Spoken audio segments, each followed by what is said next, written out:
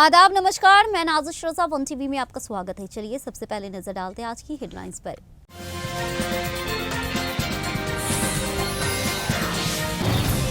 आपने मनोहर लाल सरकार पे फोड़ा चिकेरा, प्रियंका कंकर बोली पड़ाली पर रोक नहीं लगा सकते तो हमसे ले ले मदद।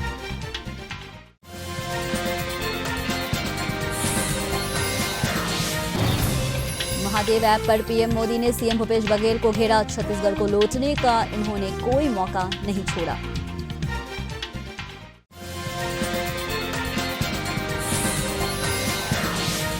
जान गंवाते इंसान और जमींदोज होते मकान, भूकंप की बर्बादी से भरा नेपाल का इतिहास। छत्तीसगढ़ चुनाव दुर्ग में पीएम नरेंद्र मोदी ने कहा है, बीजेपी को ट्रैक रिकॉर्ड है कि हम जो कहते हैं वो करते हैं। छत्तीसगढ़ बीजेपी ने बनाया था और मैं आपको गारंटी देता हूं कि बीजेपी छत्तीसगढ़ बनाएगी, लेकिन कांग्रेस पार्टी का झूठ का पुलिंदा है। वहीं उन्होंने शहर में भाजपा उम्मीदवारों के पक्ष जनसभा को संबोधित किया। इस दौरान उन्होंने कांग्रेस पर निशाना साधा है। उन्होंने भ्रष्टाचार के मुद्दों पर सीएम भूपेश बघेल को घेरा और उन्होंने कहा कि यहां के मुख्यमंत्री ने छत्तीसगढ़ की जनता को बताना चाहिए कि इस घोटाले के आरोपियों के साथ उनके क्या संबंध है। पैसे पकड़े जाने के बाद सीएम बौखला गए हैं। मैंने सुना है कि नेता लोग दबी जबान से बोल रहे हैं, हम भी देख लेंगे। महादेव बैटिंग ऐप घोटाले को लेकर के भाजपा ने छत्तीसगढ़ के मुख्यमंत्री भूपेश बघेल पर हमला बोला है। केंद्रीय मंत्री स्मृति ईरानी ने कहा कि सत्ता में रहकर सट्टा का खेल छत्तीसगढ़ कांग्रेस नेतृत्व का एक बहुत बड़ा चेहरा बन चुका है। कल भूपेश बघेल जी के खिलाफ कुछ चौंका देने वाला तथ्य देश के सामने प्रस्तुत हुआ है। वहीं असीम दास नामक एक व्यक्ति से 530 करोड़ रुपए से ज्यादा बरामद हुए। स्मृति ईरानी ने कहा कि मैं आज कुछ प्रश्न पूछना चाहती हूं। क्या ये सत्य है कि छत्तीसगढ़ में कांग्रेस के नेताओं को शुभम सोनी के माध्यम से आसिम दास पैसे पहुंचाते हैं? क्या ये सत्य है कि शुभम सोनी के एक वॉइस मैसेज पे माध्यम से आसिम दास को ये आदेश दिया गया है कि वो रायपुर जाएं और भूपेश बघेल को चुनाव के खर्च के लिए पैसा दें? Multiple searches, recorded statements have also led to seizure of proceeds of crime worth 450 crores. In the electoral history of our country, never before has evidence come forth which clearly indicates that Hawala operators, instructions and monies emanating from Dubai by looting the poor has been utilized by the Congress leadership to fight an election. Bhupesh Bघेल has keenly bet on proceeds of crime, has redefined corruption, and overwhelming evidence from investigations across the country. केंद्रीय मंत्री स्मृति ईरानी के छत्तीसगढ़ के CM Bhupesh Baghel पे लगाए गए आरोपों पर कांग्रेस महासचिव केसी वेणुगोपाल ने जमकर निशाना साधा है। कहा है कि स्मृति पे कहा कि वे जानती हैं कि ये चुनाव एक तरफा होने वाला है। चुनाव को जीतने के लिए भूपेश बघेल और कांग्रेस सरकार की छवि खराब करने की साजिश है। वहीं एजेंसियों पर हर कांग्रेस नेता के दरवाजे पे है। वहीं हमारा केंद्र सरकार से एक सरल सवाल है, आपको महादेव ऐप के खिलाफ कार्रवाई करने से किसने रोका है? मूल रूप से ये दुबई से संचालित हो रहा है, ये स्पष्ट रूप से आपके डोमेन में है। आप इस ऐप के खिलाफ कार्रवाई क्यों नहीं कर रहे हैं? छत्तीसगढ़ के लोग ईडी का उपयोग करके इस दुर्भाग्यपूर्ण जांच का कड़ा जवाब दे रहे हैं। They have only one weapon with them, ED. Chhattisgarh, for example, Chhattisgarh and Rajasthan, our government was so popular. The scheme of these two governments are reaching to the common people of the two states, and the entire state is now praising about the Congress government's welfare activities. They have only one target: to damage the image of the Chief Minister of Chhattisgarh and to damage the image of Chief Minister of Rajasthan.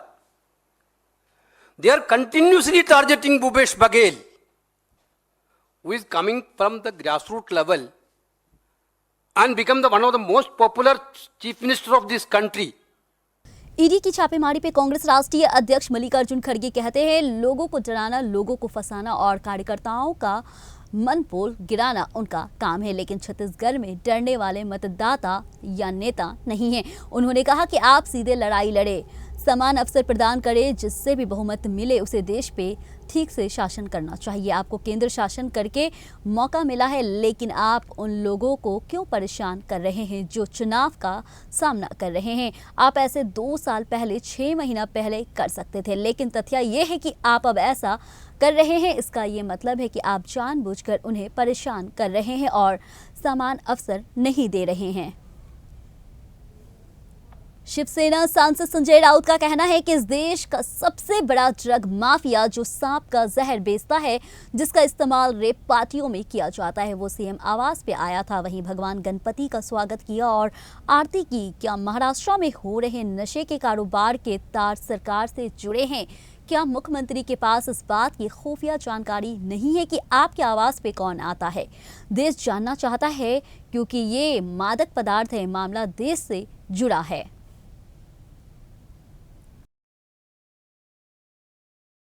आम आदमी party की राष्ट्रीय मुख्य प्रवक्ता प्रियंका कक्कड़ ने दिल्ली में प्रदूषण को लेकर के हरियाणा की बीजेपी सरकार को जिम्मेदार ठहराया है।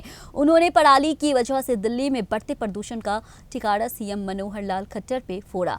उन्होंने यूपी के सीएम योगी का हवाला देते हुए कहा है कि गाजियाबाद में उतरते ही उनकी आंखें चल गई है, ये सारा प्रदूषण हरियाणा से है। उन्होंने कहा कि 45,000 वर्ग किलोमीटर क्षेत्र में फैले हरियाणा में केवल 29 जगहों पे प्रदूषण की मॉनिटरिंग होती है, इनमें से 21 सिर्फ एनसीआर में है।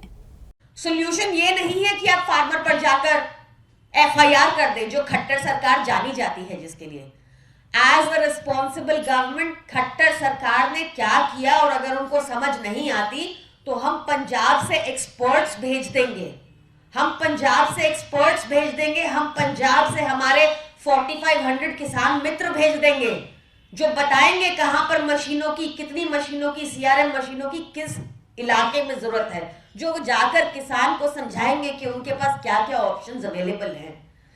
खट्टर सरकार हमारे एक्सपर्ट्स यूज कर ले, पर हर साल दिल्ली को इस धुएं में डुबोना बंद करें।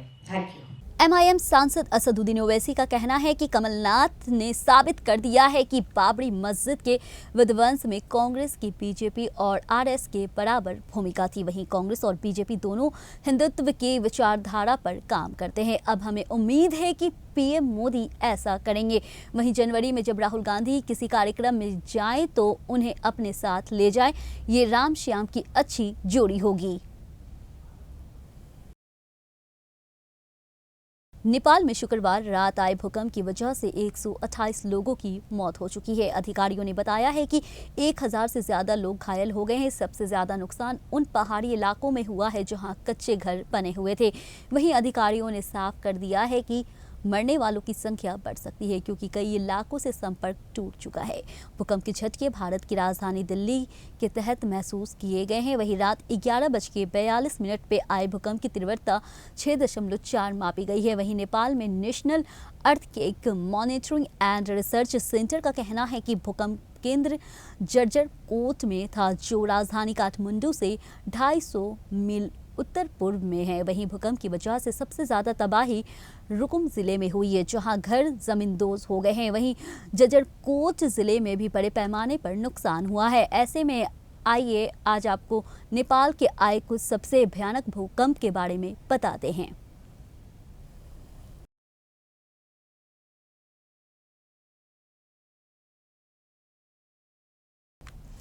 दिल्ली की हवा दम घोंट रही है। दिल्ली एनसीआर में हवा की गुणवत्ता 400 के पार पहुंच गई है।